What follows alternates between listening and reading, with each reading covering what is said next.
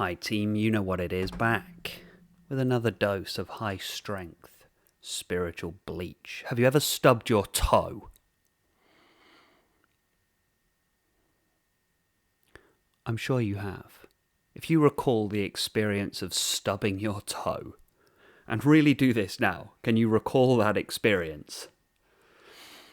It's agony. Agony. It is excruciatingly painful.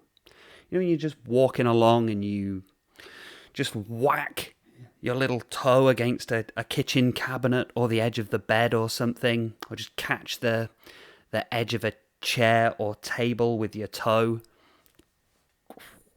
It's excruciating. It's intense, right? Real intense.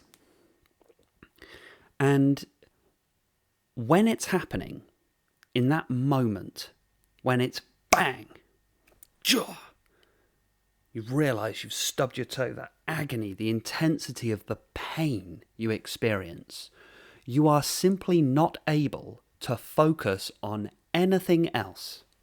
Anything else. When you are in a significant amount of pain, the only thing that you can focus on is the pain, the current experience of the intensity of that sensation. I want to talk a little today on attention. Attention, the focus of where our attention is drawn, the nature of why our attention is drawn to certain areas. And I want to use the understanding of how attention works to answer one of the very common questions as we're coming into awakening, realization, spiritual enlightenment regarding, if I am infinite universal consciousness, if I am the Brahman consciousness, why am I so utterly fixated on this one single body mind? Well, using the analogy there of stubbing your toe, it's the intensity of the sensation that focuses your attention so intensely into that one single area of the body, and all of a sudden you completely exclude everything else. You've completely forgotten, right, about the email that's on your mind that your boss sent you that day and it's really triggered you. When you stub your toe, you've forgotten all about that. You're not interested in any of the situations or circumstances going on in your life. You completely forget about what you're going to have for dinner. You forget that you need to get your tire pressures checked on your car because they seem a little bit low, a little bit spongy at the moment. You forget about the conversations that you had yesterday. You forget about your plans to go to the cinema at the weekend and what film was I going to go watch. Maybe I'll watch this one, maybe I'll watch that one. All of that is completely out of the window. Completely out of the window. Why? Because the raw intensity of the situation, the raw intensity of the sensation of stubbing your toe is so powerful, so immediate, it cannot be ignored. It's the only thing you are capable of thinking about in that moment. Now, what if we expand our understanding here? What if our present experience of being a single body mind, the story of you and your experience of being this physical body, this physical mind with all of the current situations and circumstances, what if that experience is just so intense, the experience of being a person, the experience of being a human being is just so intense that it is very difficult to ignore. That consciousness, the universal consciousness, is drawn into that one singular finite body and mind. Why? Because the current experience of that one singular finite body and mind is just utterly intense. And you already know how intense it is. It's pretty raw and immediate. You feel like things demand your attention all day, every day. Now, what if we took the entire experience of being a person, everything, the cognitive stuff, the emotional stuff, the physical stuff, all of it together forms this picture? And what if that is the entire experience of being a person from the perspective of consciousness is like it's stubbed its toe? What if the experience of being a person is like Brahman stubbing a toe and now cannot focus on anything else? And that's why you're so utterly focused and fixated on this singular story and this singular experience of body and mind, because it is so intense. I know you shouldn't mix metaphors, but just to use a slightly different analogy, have you ever been trying to get on with something in your house and the TV is on and a really intense movie is playing very loud, and you're trying to clean the kitchen and hoover and do your tidying up, do your washing and stuff, but your attention, you just cannot help continually getting drawn to the movie? Or maybe you've got kids and they're watching a cartoon. You know how difficult it is to stay focused on the other stuff that you're doing when there is a lot of noise and colour and intensity, moving images. Your attention cannot help but be drawn because it's interesting. It focuses your attention, and so you can't focus on the other things that you want to be doing. What if it's like that?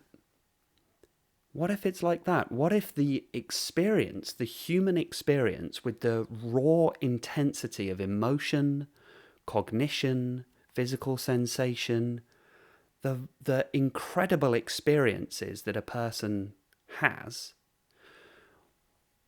Brahmans just become very, very interested in that. The infinite universal consciousness is just drawn to it. It's just very interesting.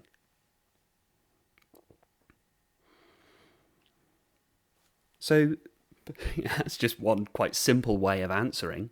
If I'm infinite universal consciousness, why am I so utterly fixated on one person?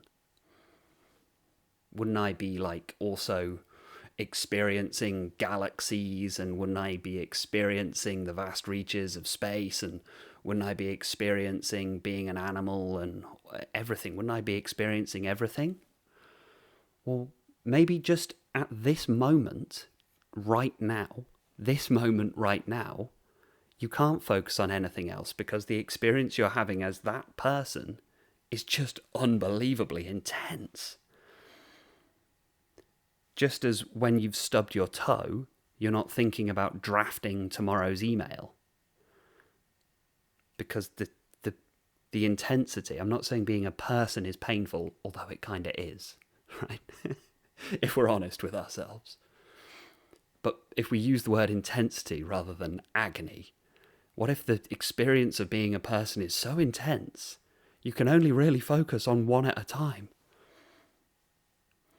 We often say in like awakening, when you're like, oh, so whoa, I'm consciousness. I'm not the person I'm conscious of. I'm the consciousness that is conscious of the person. We think, well, why am I not having all of these experiences all at once? Wouldn't I be having 8 billion experiences? I think one is enough. I would say anyway, in my experience, this one, the Corin Bryant experience, it's been plenty. Thank you very much. Just one at a time might be a bit of a blessing. You wouldn't want to experience more than one. One is more than enough. It is intense being a person. I'm sure you can relate. One is enough. I've got enough to deal with. All right? I wouldn't want to experience 8 billion people. No, thank you. One is plenty. That might answer why. Just one at a time. So we have this intensity. It also might explain, to some extent, why why we have the kind of the pain and the suffering as well. It's the intensity of that then makes us question things a little. Because when you've stubbed your toe, the only thing you can think about is what's happening at that moment, the intensity of stubbing the toe, and also how to make it feel better. You know, if you've stubbed your toe, you don't go like repeatedly kicking the same table leg. That would be insane. Instead, you set about trying to make it feel better. That's the purpose of why pain is there. It's information. I'm in pain. I want to soothe the pain. So maybe when the story of the person, the narrative, the ego of the person has become utterly unbearable, that's when Brahman, consciousness, remembers itself. It will pass. Stubbing your toe will pass in time. And that's the other curious thing about pain, right? Once it's passed, you kind of forget about it. When I hadn't mentioned, like before this video, I've been talking about stubbing your toe quite a lot now, and that's all you can think about, right? But before that, you'd completely forgotten about what it feels like to stub your toe. You'd probably forgotten really about what physical pain is and what physical pain feels like, because that's another blessing. We forget pain quite quickly. And what if once this individual person, this individual body and mind has resolved itself and moved on, and this individual body-mind has had its day and passes on, forget all about it. Move on to something else. That's a difficult one to integrate. But once you do, the peace is unmatched. Now, developing further about attention. Become aware of your breathing. Do it right now. What are the sensations of breathing? Can you feel your lungs expanding and contracting? Can you feel the breath rising and falling in the body?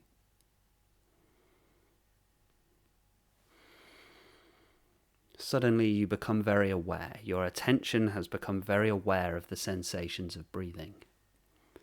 But you must have been breathing before I mentioned that.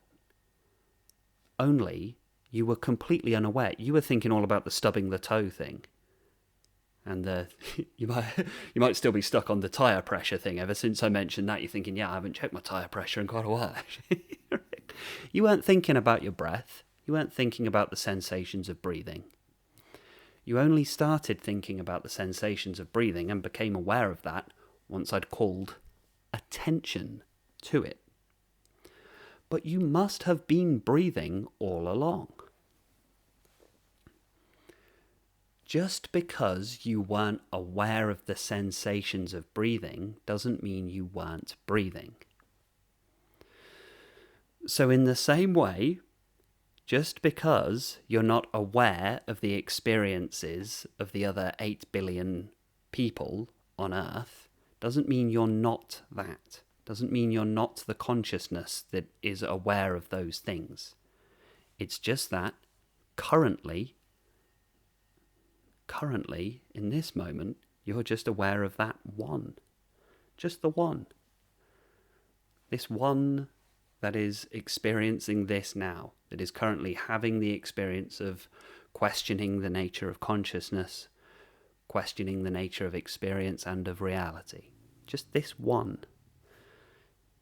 Just because you're not currently experiencing the other 8 billion doesn't mean that you're not the consciousness that does. It's just in exactly the same way that things can fall into the background and that we simply cease to be experiencing them. It doesn't mean that it's stopped happening. You will always be breathing. As long as you live, you will be breathing.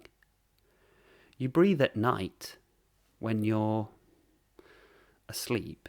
You're not conscious of that. You're not even conscious of any of your bodily processes whilst you're asleep, but they continue to happen. But you wouldn't say that I stop being this body whilst I'm asleep, usually in our ordinary way of perceiving things.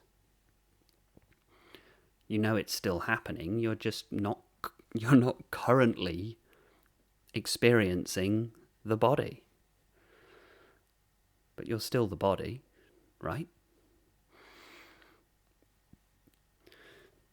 So you're only experiencing one person. You say, well, why am I not experiencing other people? Why am I only experiencing the one mind, the one experience? Well, that's why. Because that's where the focus of your attention currently is.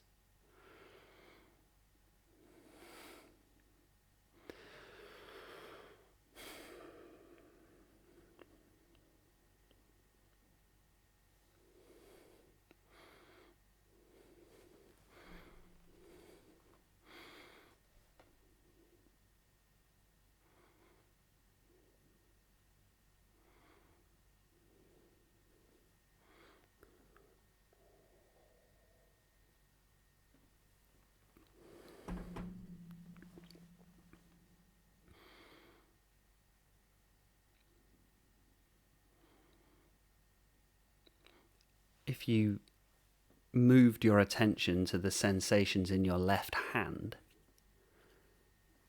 suddenly you become very aware of your left hand.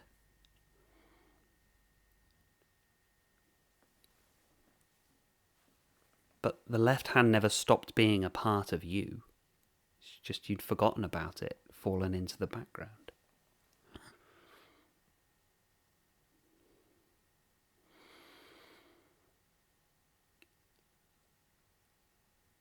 So what if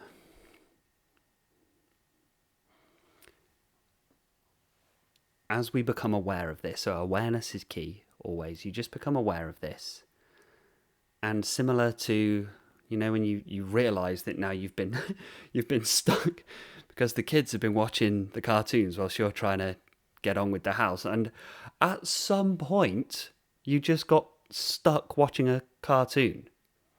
You need to be doing the kitchen floor. You forgot all about that because Peppa Pig's on, and it's a banger. Peppa Pig is a flipping good cartoon, right? So now, and suddenly you realise, all of a sudden, oh, I've gotten lost in the story. I've gotten lost in the cartoon. And then you remember, right, it's time to disengage from that because I'm just going to let that fall into the background and I'm going to enjoy the rest of the house. Obviously, cleaning's not that enjoyable. That's where this metaphor starts to fall down slightly. But you get the point. Because now, what we can do, and what you can do, is continue to let the kids watch the cartoon and continue to let the cartoon play. Only now, because you're aware that you have a kind of vulnerability, your attention can be pulled into something. You are aware you have a vulnerability there, that you can become lost in stories because of the intensity. You're aware that can happen.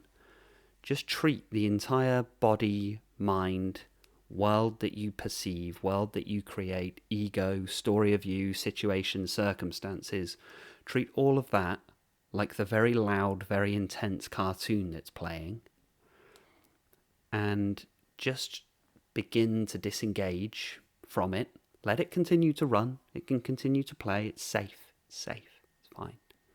Let it run. You just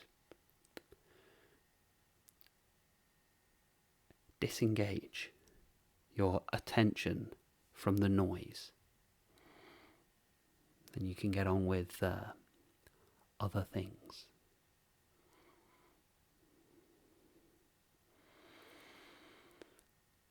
And just like stubbing your toe, what can you do about it? Sometimes there's nothing you can do about it other than just let it pass.